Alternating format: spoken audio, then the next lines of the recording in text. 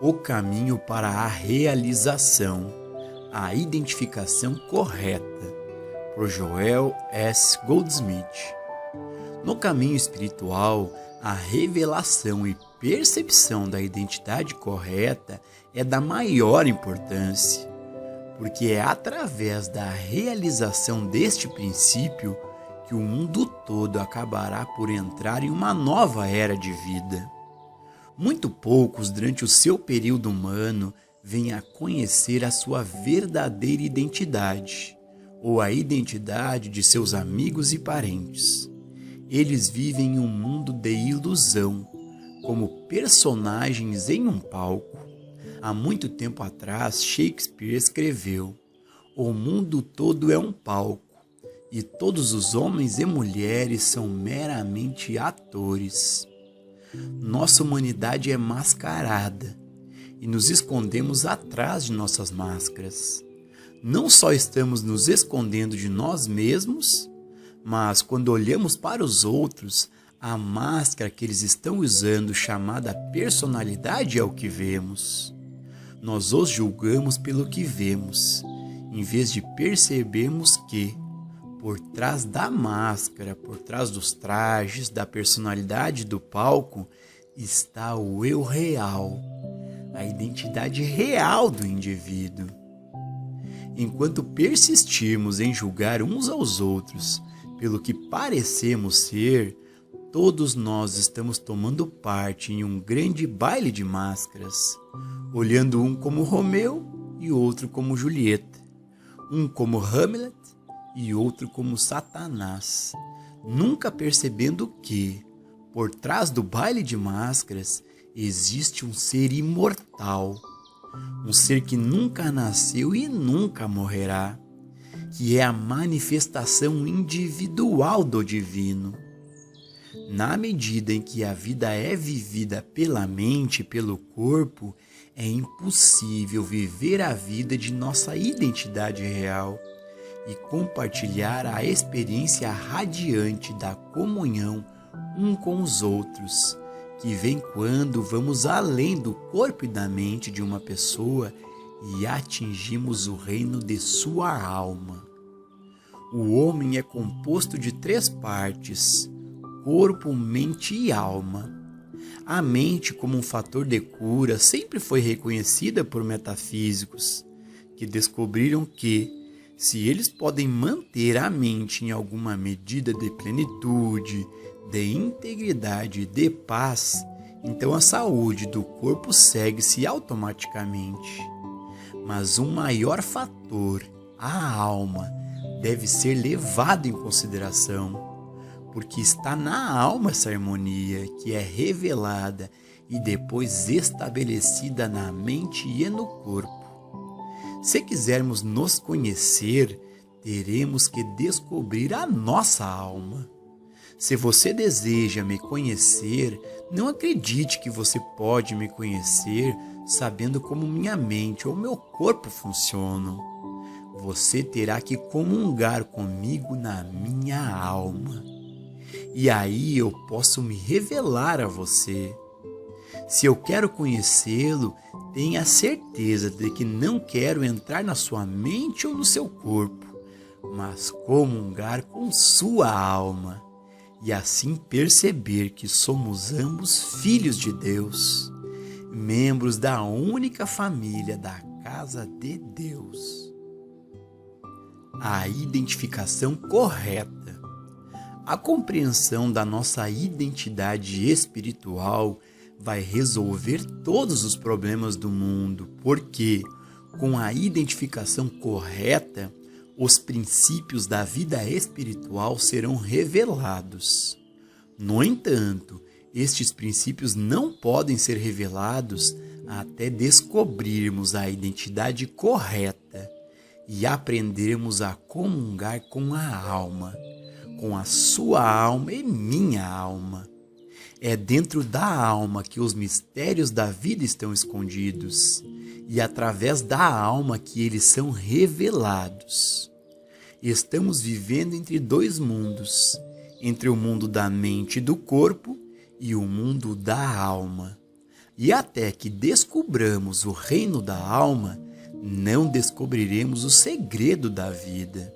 Quando o Papa Paulo VI visitou a prisão em 9 de abril de 1964, ele celebrou a missa e deu comunhão a centenas de prisioneiros, dizendo-lhes que ele não os visitava por qualquer razão romântica ou humanitária, mas porque ele viu neles a encarnação do Cristo.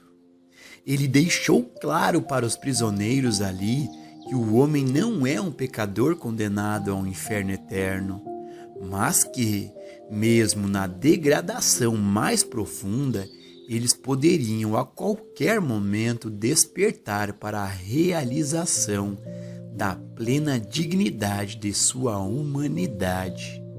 Para os jornais, essa ideia não era notícia. O que era notícia para os repórteres era o Papa ter ido para uma prisão. Mas ele dizer aos prisioneiros que ele testemunhou a encarnação do Cristo no homem, mesmo em um homem pecador, isso eles foram incapazes de reconhecer como notícia de significado sem precedentes. Você pode imaginar o efeito das palavras do Papa sobre aqueles prisioneiros? Você sabe como é impossível, uma vez que você conhece a sua verdadeira identidade, depois de ter testemunhado a encarnação do Cristo no homem, violar sua mente ou seu corpo, ou a mente ou corpo do seu vizinho? Não nos é dado a nenhum de nós contemplar primeiro o Cristo da nossa identidade, o que poderia fortalecer intensamente o ego. Então a nós é dado contemplá-lo em alguém, que não em nós mesmos. E então a luz começa a raiar. Deus não tem apenas um filho. Com essa percepção, a visão se amplia e, de repente, nos damos conta. Todos aqueles em quem eu percebi o Cristo, seja Jesus, João, Paulo ou Gautama ou Buda, eram todos homens como eu, até que a realização veio. E então o Cristo ficou evidente. Isso revela o Cristo vivo em nós. E então podemos dizer: em mim também. O Cristo está encarnado em todos os homens, não somente na boa humanidade, mas também na humanidade má. O que conta é algo que está dentro de nós, que nos guia a uma pessoa que possa despertá-lo, que nos leva a um livro ou a um ensino, de modo que, então, apesar de nossos pecados serem vermelhos escarlate, somos restaurados. O real propósito de professores, livros e ensinamentos é nos levar de volta ao reino de Deus dentro de nós mesmos, para que possamos ser ensinados por Deus e para que nossa identidade espiritual possa ser revelada. Ser instruído por um professor é certo, é como deveria ser, mas ninguém deveria passar a vida sentado aos pés de seu mestre. Um grande problema do meu trabalho é evitar qualquer tipo de relação dependente entre eu e os estudantes que vierem a mim ou que chegam a alguns de nossos professores. Alguns desses alunos, acreditando que os professores são inspirados por Deus, tomam a atitude de querer sentar e participar de sua luz. Isto é bom até certo ponto. Mas no caminho infinito, nós não somos tentados a desenvolver algo por seguir, nem somos tentados a adquirir fama ou acumular fortuna. Ao menos eu e alguns dos professores ensinados por mim, estamos tentando trazer os alunos à consciência de que eles têm acesso ao reino de Deus, tanto quanto os professores têm. Se uma pessoa quiser fazer o trabalho de cura, ela pode fazer tanto quanto qualquer um de nós professores. No caminho infinito, o professor age como um instrumento para o despertar da mente de Cristo dentro do estudante.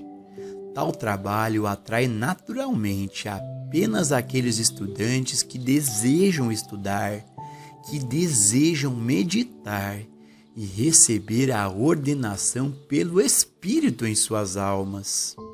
Nossos professores trabalham com um estudante, com 2, 6, 12 ou 100, mas não com massas. As massas ainda não estão prontas para a dedicação de horas necessárias para alcançar esta mente, ou eventualmente sofrer a dor. A terra do leite e do mel ou a cruz? Por parte de muitos, ainda existe a crença de que, voltando-se para o caminho espiritual, eles descobrem a terra do leite e do mel. Há sim uma tal terra, e eles bem podem estar no caminho dela, mas só estarão nela depois de um longo tempo. É verdade que alguns estão um pouco à frente dos outros, mas em sua humanidade, eles nunca podem se tornar bons o suficiente para entrar na terra prometida. É somente quando eles morrem para a sua mortalidade que eles podem entrar em sua cristandade plena. Uma coisa é eu reconhecer que o Cristo se encarna em você e você compreender que o Cristo encarnou em mim. Outra coisa é chegar ao ponto de perceber que não existe um você e nem existe um eu, mas apenas a cristandade. Você está descobrindo, como todo mundo neste caminho, que há alguns passos dolorosos antes de chegar à terra prometida. O caminho para a coroa é a cruz, e isso não há como evitar. Problema após problema, nós vamos superando-os em nós mesmos e por nossos pacientes e alunos, até que, eventualmente, chegamos ao ponto em que os problemas não entram mais em nossa consciência, porque atingimos a cristandade.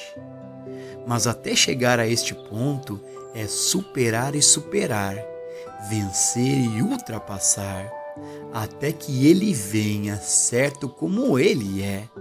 Ele é o Cristo encarnado em nós.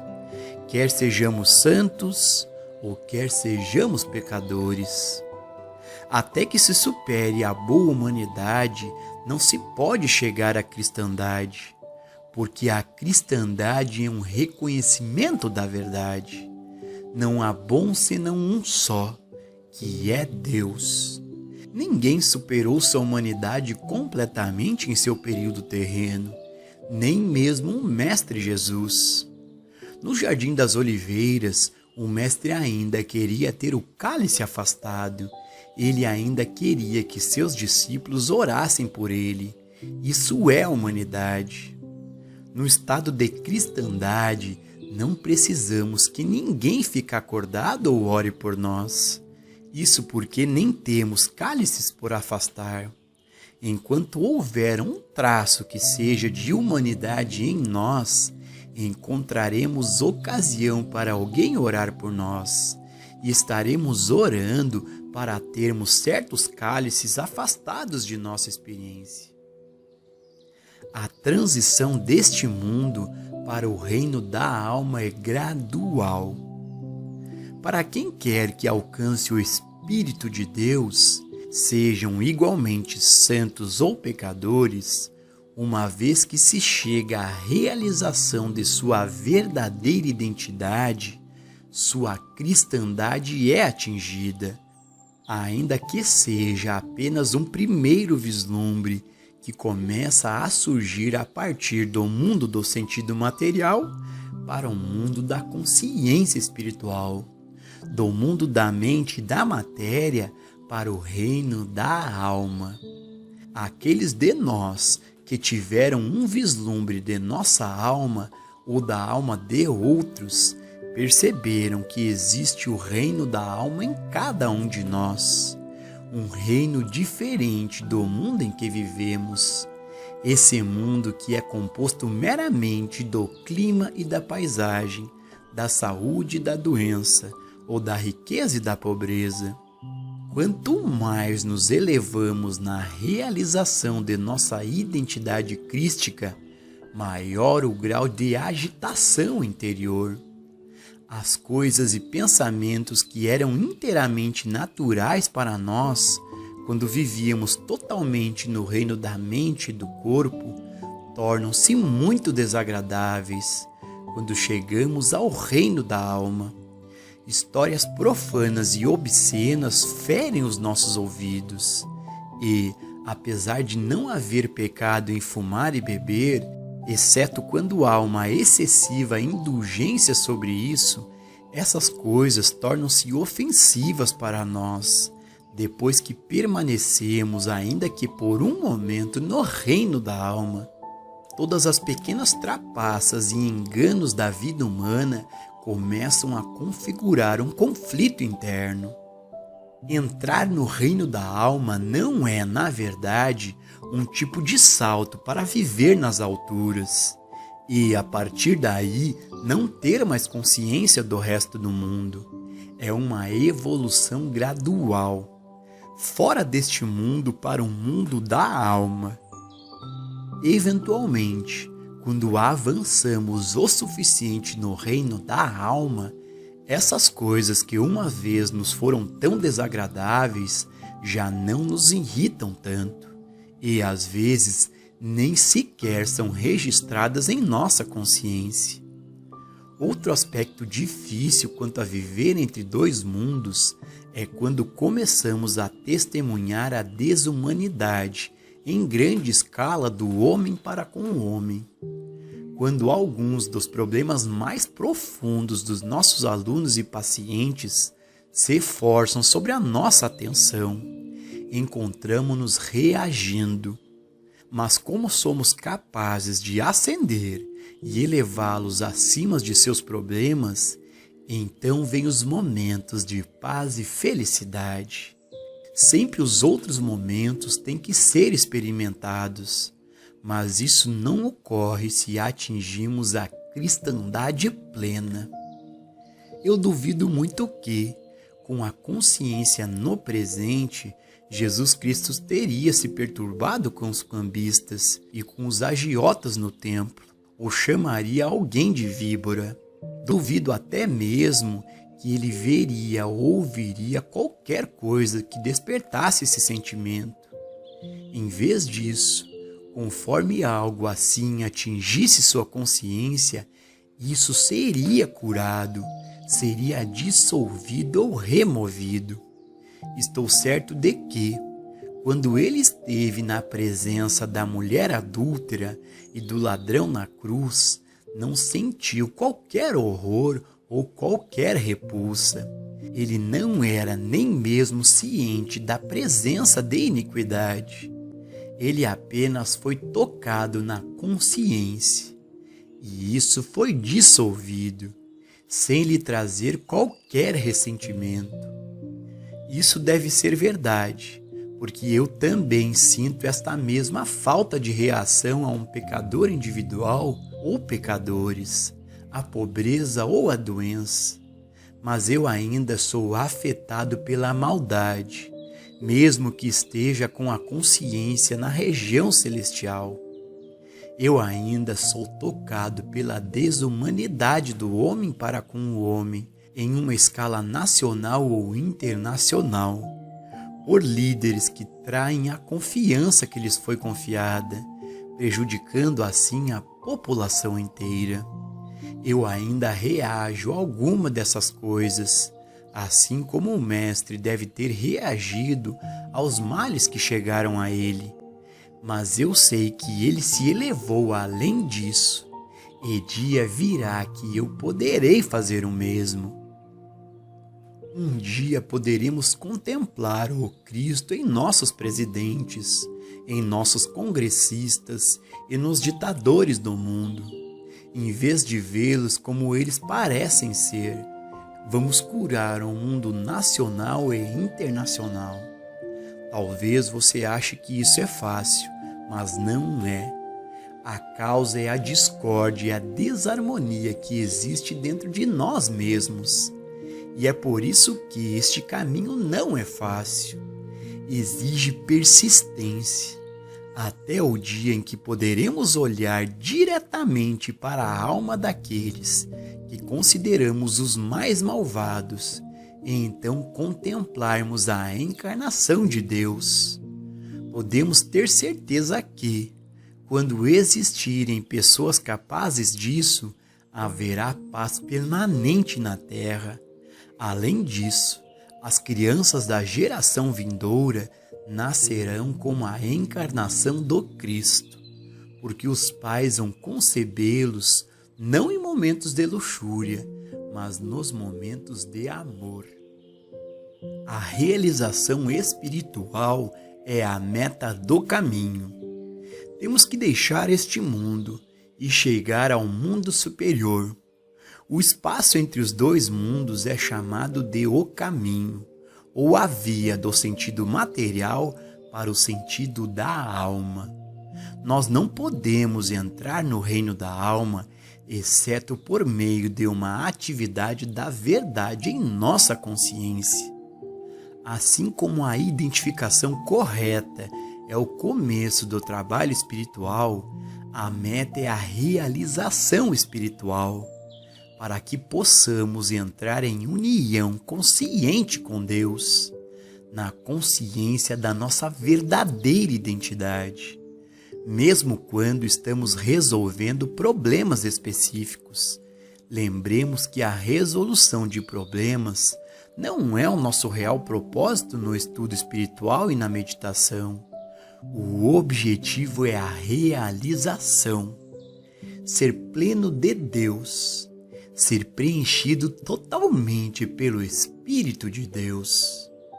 Quando vamos a Deus, temos de ir pelo dom de Deus, não por um coração, por um fígado ou pulmões.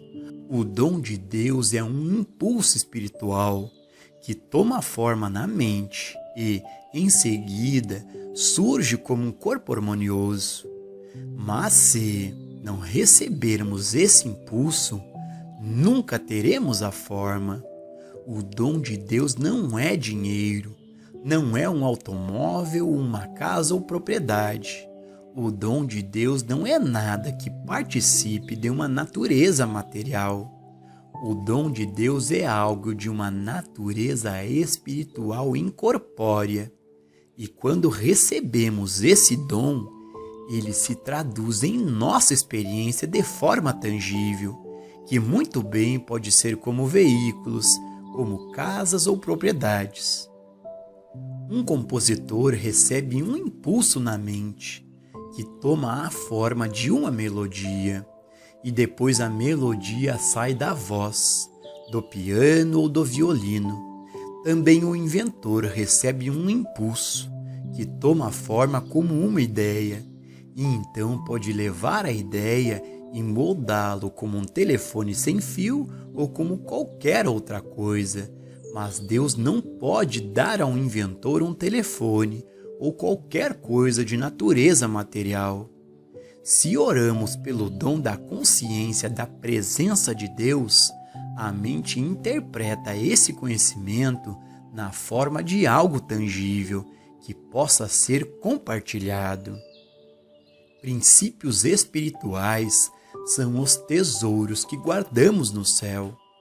A saúde humana ou a riqueza humana podem desaparecer, mas se temos o Espírito de Deus em nós, ele restaura até os anos perdidos que o gafanhoto comeu.